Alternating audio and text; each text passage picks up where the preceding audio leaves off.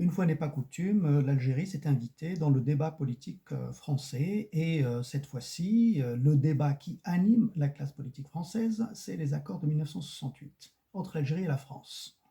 Ces accords, négociés à l'époque pour permettre à la France d'avoir des travailleurs qui viennent d'Algérie et à l'Algérie qui a négocié une forme de stabilité et de protection pour ces populations qui immigrent pour travailler en France, eh bien, ces accords-là ont déjà été révisés par le passé et depuis vidés pratiquement de leur sens. La classe politique française qui en parle agite des mesures favorables et préférentielles pour les Algériens qui, aujourd'hui, semble-t-il, selon eux, facilitent une émigration massive algérienne vers la France. Ces accords-là contenaient pour l'essentiel deux mesures.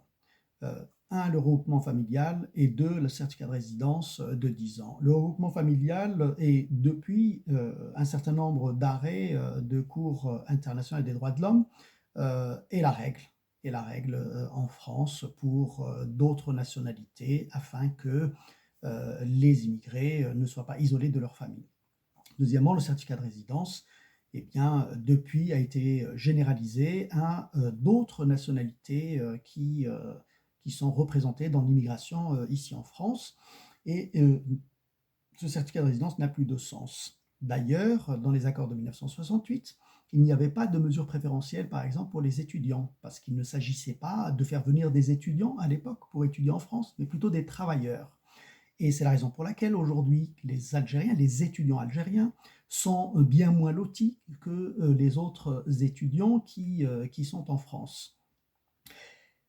Donc la réalité, c'est que le débat qui anime la classe politique française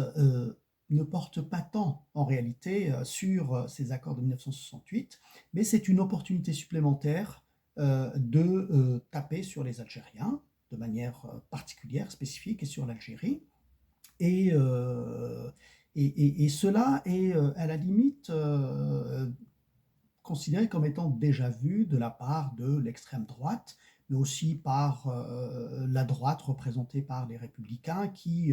progressivement, ayant perdu leur repère et puis leur leader en manque de leadership, ont emprunté pour exister,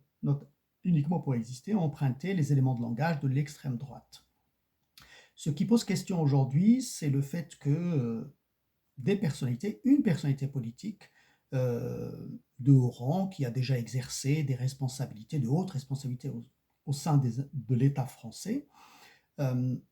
se soit engouffré de manière aussi facile dans ce débat en venant grossir les rangs de ces racistes et xénophobes dont certains sont des aigris déçus par la fin du colonialisme et qui ont probablement une revanche à prendre. C'est ça qui pose question. C'est le fait que ce type de personnalité, créditée jusque-là d'une certaine stature et d'un certain niveau, viennent aussi alimenter ce débat-là, alors que l'arrière-fond de tout ce débat-là, c'est tout de même pour faire en sorte que la France et l'Algérie ne puissent jamais avoir de relations normales d'État à État, avec, en, sur la base du respect de la souveraineté de l'un comme de l'autre. Et c'est là où le bas blesse, c'est là où on peut légitimement se poser la question de la capacité des hommes politiques français, en particulier ceux qui sont en position probablement d'exercer de hautes responsabilités au sein de l'État, leur capacité à ne pas se laisser déborder par des extrêmes et à engager des relations apaisées avec l'Algérie, des relations normales d'État à État. Euh,